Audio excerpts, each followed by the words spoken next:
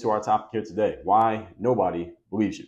Now, when I do media appearances, such as being interviewed or going on somebody's show or standing on somebody's stage, speaking at live in-person and virtual events, I'm often asked questions about confidence. So any questions about mindset usually focus on two areas, one of them being confidence, because everybody's looking for more confidence, no matter who you are, no matter how high someone may have ascended career-wise, everybody's looking for more confidence, trust me.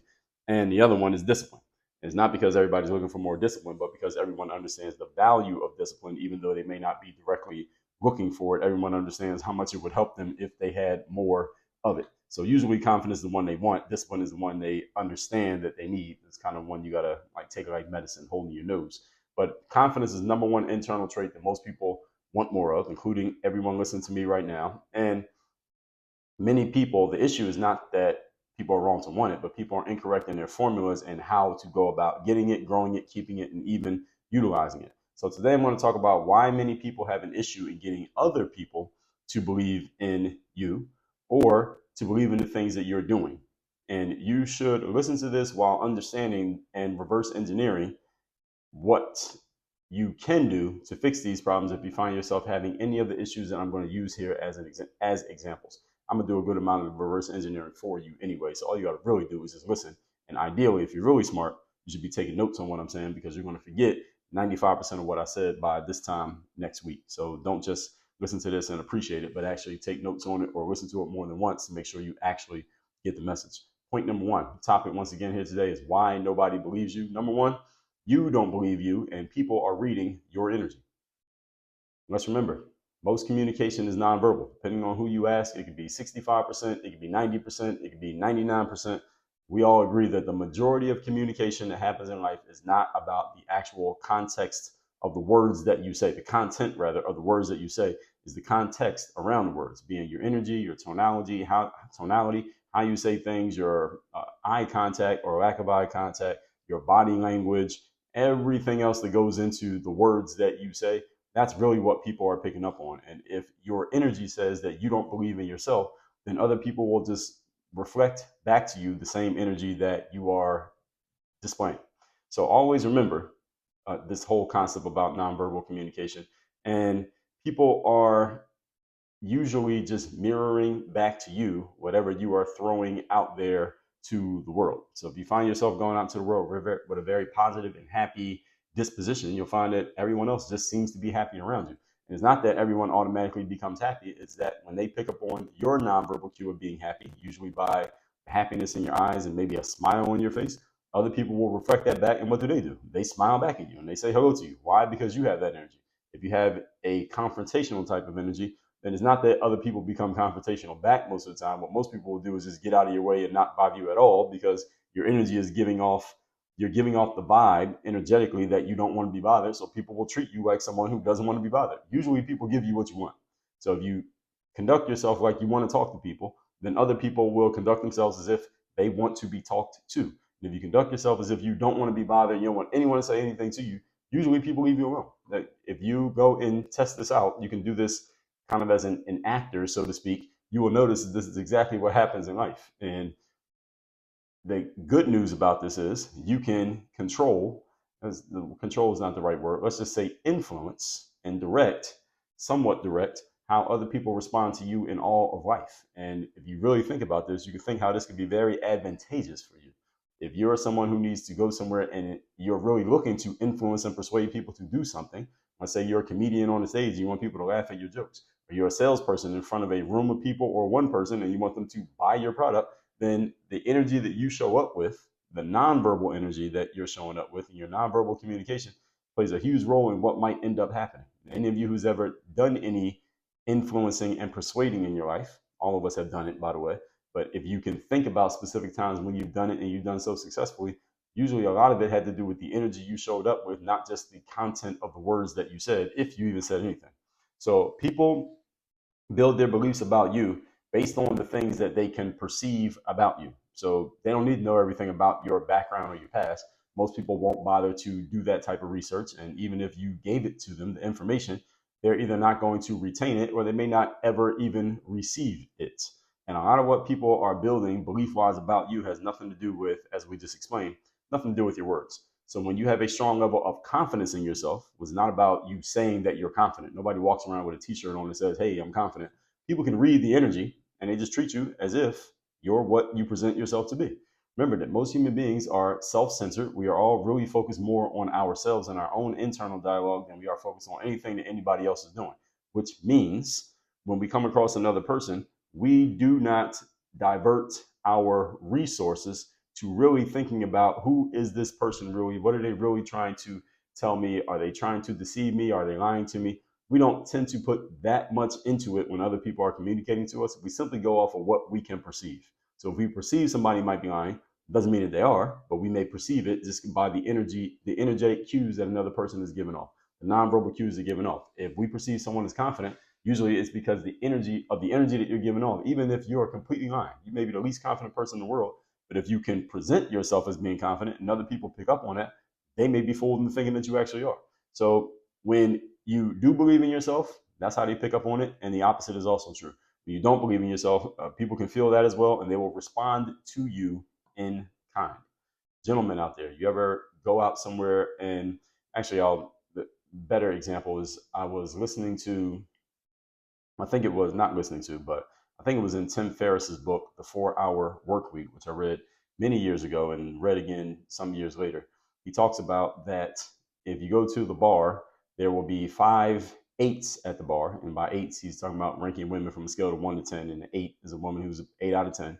And there'd be the eights at the bar. You see all the men at the bar trying to talk to the eights. There's one girl at the bar who's a 10, and hardly anybody's trying to talk to her.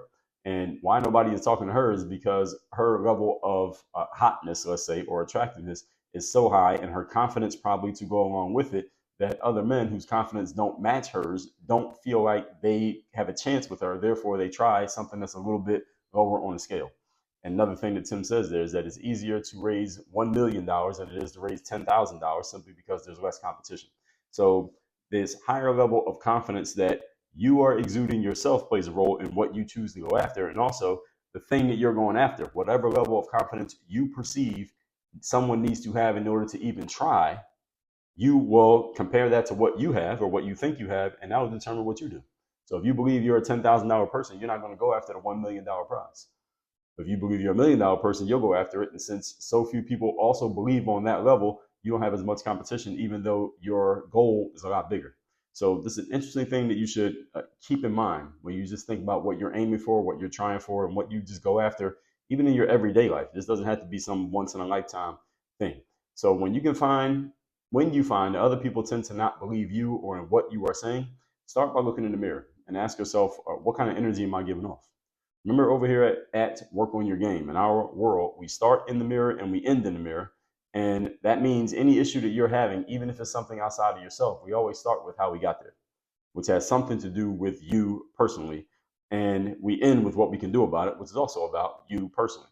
Good thing about that concept is that we always start with the power in your hands and we end with the power in your hands, regardless of who else may be involved anywhere in the middle, because you're the only thing that we can control. You cannot make another person be a certain way, but you can heavily influence how another person is by your behavior. And that's all in what you do. That's not in what they do. Good news about that, again, it doesn't matter what other people do because you always have influence over what you do. And what you do has more influence over your outcomes than what anybody else does. Remember, you have the contributing factors and the determining factors that we talked about just a few days ago here on the show. That was episode number 3128, about a week ago. Moving on to point number 2. Today's topic, once again, is why nobody believes you. Number 2, your track record says that you are not to be trusted. Let's remember, your reputation precedes you. If people develop an idea about you that you are not trustworthy, not believable, or not worth paying attention to, they will hold to that belief regardless of any new information being placed in front of them. As they say, first impressions are lasting impressions, or they're hard to break. Why is this? Because most human beings are mentally lazy and do not change their minds about much of anything, even if it's something that could be to their benefit. And they don't change their mind, even if not changing their mind could be to their detriment. Because again, human beings just want to we want to conserve energy. This is part of our wiring as humans. It's not that each of you has personally chosen to do this. This is part of your wiring. This means to use energy, you have to go against the grain of your natural human instinct. Most people don't do that. Most people are lazy. This is why most people don't get better or improve in life, because it takes effort to improve. So, what does this have to do with you?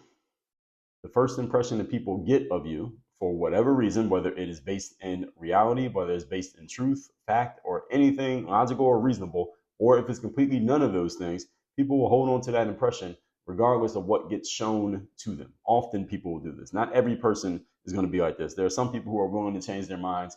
We call these people critical thinkers, but most people are not critical thinkers. You look around in life, I think you probably can see that from your own experience. So if people develop an idea about you that you are, again, not to be trusted, believed, or paid attention to, they will hold to that belief regardless of what happens. This is, again, simple human nature, and it applies to you the same way it applies to others. You have some ideas about certain people that may not be based in truth at all, but because it was your first impression of the person, you have been unwilling to revisit that belief and examine, is this actually an accurate way of looking at this individual or this situation? So knowing that most people are like this, what you need to do is make sure that your track record is as clean and as impeccable as possible with the people who you wish to influence, because it will either work for you or it will work against you. That's just how it is. Similar to your credit score with the credit companies. All right, the stronger your track record, the easier it is to get more credit, and the worse your track record, the harder it is to get credit. And it's an interesting thing, because usually the people with a bad track record credit-wise are the ones who most want or need it. And the people with a good track record don't really need it. That's how they got a good track record in the first place. But who gets it is the exact opposite. People who need it don't get it, and the people who don't need it get a whole lot more of it. This is another form of the rich getting richer and the poor getting poorer. This is the reason why the gap between those who have and those who don't is always getting wider. And when I say those who have and those who don't, I'm not necessarily talking about money or credit. I could be talking about confidence. I can be talking about skill. I can be talking knowledge. I can be talking information. I can be talking anything else that is desirable in your eyes and all of humanity. The people who already have a bunch of it are always getting more of it, and the people who have none of it always find themselves having less and less of it. Why? Because the law of inertia. People who already have keep having, and people who don't have keep not having. And the very energy that goes with those situations draws more of what we already have to us. This is why that gap is always widening. And again, this could be any gap that you want to refer to. So human beings work in this way. And if you ever thought, or you were ever foolishly duped into believing that there is some way that we can achieve equality amongst everybody, whatever way you want to describe that, or equity is the new buzzword that people like to throw around, neither one of them will ever be achieved. Why? Because human beings are not equal. We may have started off equal, maybe like the first day or two after which we were born, but from then forward, we get influenced in different ways, and we make different decisions once we get old enough to do so. And we think differently, definitely a whole lot. Therefore, there's no way we can all be equal. We cannot all end up in the same place. That is humanly impossible. And that can never be manufactured by anyone, let alone a damn governmental politician. Let's not even go there today. Point number 3. Today's topic, once again, is why nobody believes you. Number 3, poor associations. Similar to the reputation we talked about in point number 2. You are judged not only by your reputation, what other people just think about you mentally based on something that they saw, heard, or came to believe about you, again, true or not. You're also judged by who you associate with, what you have around you. And it could be who and what you associate with, because so the associations are not just your friends and the people that you deal with, but also the things that you do and how you put yourself out there. I'll give you some examples here as we get into this point. People will associate you with whomever or whatever you have allowed yourself to be associated with, whether it was on purpose or by accident. And I'll give you an example. When I was a teenager playing basketball in my local rec center, one of our neighborhood coaches said to one of the other teens that was at the local rec center one day, he asked the kid, "Hey, are you smoking marijuana? Are you smoking weed?" And this is back when smoking weed could actually get you incarcerated. And the player said, I'm not, I know I don't smoke weed. And the coach followed up by saying, "Well, look, I was driving around the neighborhood and I saw you standing on the corner with a bunch of dudes who I know for a fact they smoke weed all the time." And the player said, "Well, just because I'm standing around with them doesn't mean that I'm smoking weed," which was logically correct. And the coach replied and said, "Okay, well, what if those guys were drug dealers and you were hanging with them? What would everyone in the neighborhood think about you?" And the player said, "Well, they would think I was a drug dealer." And the coach said, "Well, what if those guys were all known to be gay?" He used a different word to describe them being gay. He said, "What would everybody in the neighborhood think about you?" And the player said, "Well, they would think I was gay." And the coach said, okay, then. So if you're hanging around all day with a bunch of dudes who are known for smoking weed, what do you think everybody's going to think about you? The player was logically correct in saying, just because I'm with them doesn't mean that I'm doing what they're doing. But he was not understanding how the law of association works. And I don't think any of us knew the law of association back then, but it has always existed. And what my coach was explaining was the law of association without actually using the term. Law of association states that you become the average of the people you spend the most time with. And there are other things that go with that association. You also get associated with whoever you spend the most time with.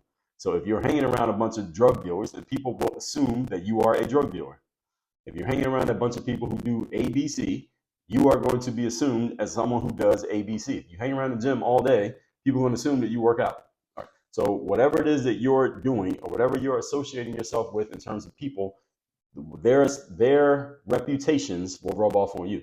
So if you want people to think that you're a really smart person, start hanging around the smart people. Or if you want your teacher to think you're a really good student, start hanging around the good students in class instead of the ones in class who get D's and F's on all their tests. The association will apply to you. And this also applies to the things that you do and the way that you present yourself, the laws of association. I told you back in episode number 2245, when I explained to you all why I started wearing business suits on a regular basis.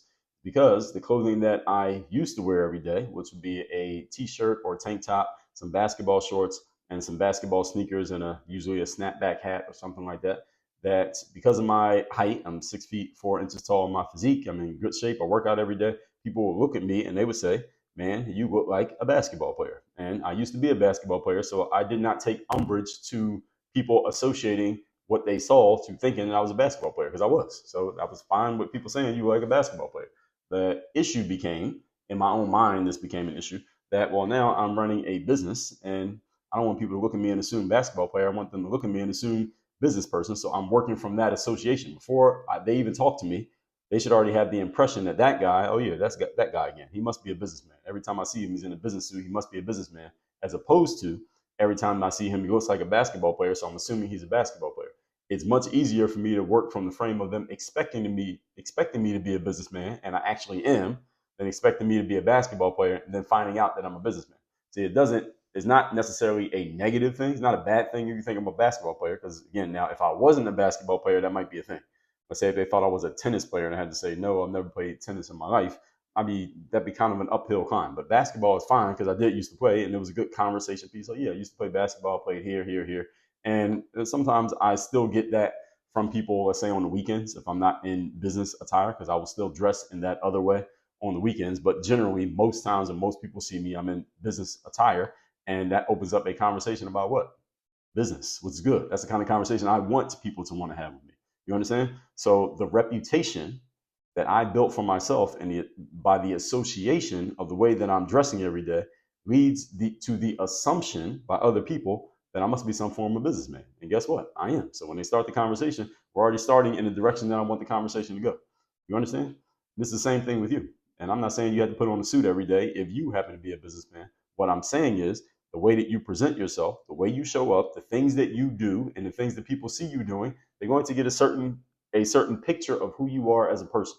At the boxing gym that I go to, I'm there on a consistent basis. I get there on the same days at the same times, consistently in and out. And the people who work there, they might not even, but they might know my name because they can see my name on the little screen when I swipe my barcode into the gym. But I don't really know their name. I don't know anything about them. They may not know anything about me unless they look me up on the internet, which I doubt. There's a lot of members of the gym, but they all know who I am. Hey, you walked in there, if an investigator walked in there and showed them a picture of me and said, hey, do you know this guy? They would say, yeah, that guy, he comes in the gym all the time, and he comes at this time, he works out this time. If somebody wanted to wait and catch me at that gym, the people at the front desk can tell you exactly what day and what time I'm going to show up because I'm very consistent. The point being, it creates the reputation in their eyes about me. This guy is consistent. He is consistent in showing up and going to the gym, which means what other assumptions are they going to make? This guy's probably consistent in doing other things because he's consistent in doing that. You see how that works? So you need to understand that most human beings are mentally lazy. That doesn't mean that they're not smart. They're just mentally lazy, which means people get a certain idea in their minds about something based on things being presented to them without them examining those things critically. And they make assumptions based on those surface level understandings. So what you should do is play to this reality of human nature and make sure that the things that you show people on the surface are reflective of what you want them to actually believe about you. So if you're a business person, don't walk around with basketball gear on because people are going to think that you're a basketball player. All right. Instead, make it easy for them to make the association that you want them to make.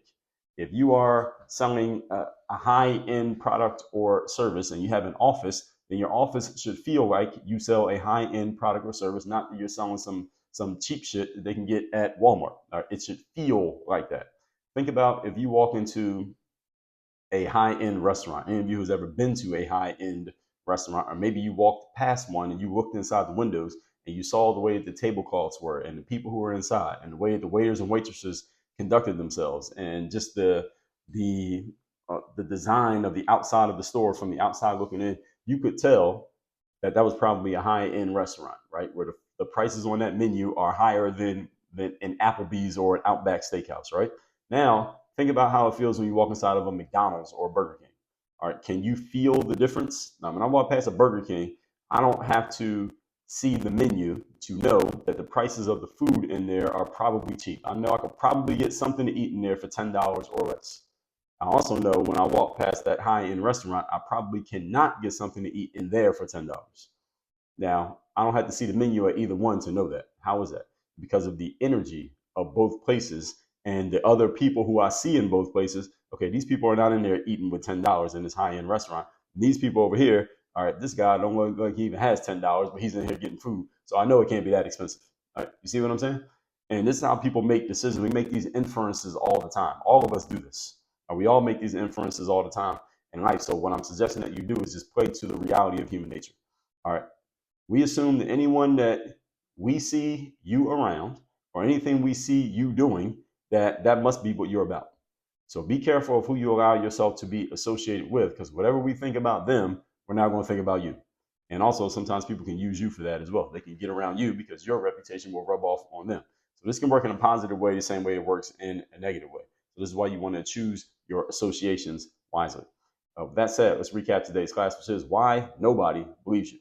So I'm often asked about confidence whenever I am interviewed or I'm on somebody's platform, and confidence is the number one thing that most people want. So let's talk about why some people seem to be failing at engendering confidence in others about themselves. Number one, you don't believe yourself and other people are reading your energy. Remember that most communication is nonverbal. People are reading what they cannot hear about you, at least out of your own mouth, but just what they perceive. Number two, your track record says that you are not to be trusted. So make sure you are watching your reputation. It's the most valuable thing that you have. It can do all the heavy lifting for you without you doing anything before you even show up. Number three, poor associations. All right, you become the average of the people you spend the most time with and the things you spend the most time with. So if you're associating with things that cause people to not believe, then you are going to get some of that non-belief to rub off on you. Good news is you can flip this around and use it in a positive way as well. But you have to be conscious and intentional about this. Usually does not happen to you by accident. That said, folks, workonyourgameuniversity.com. Have me as your direct coach. Get access to all of our courses, all of our trainings, all of our future materials. And there's a whole lot of future material coming. All of our master classes organized by topic as well. That's workonyourgameuniversity.com. Work on your game. Dre, all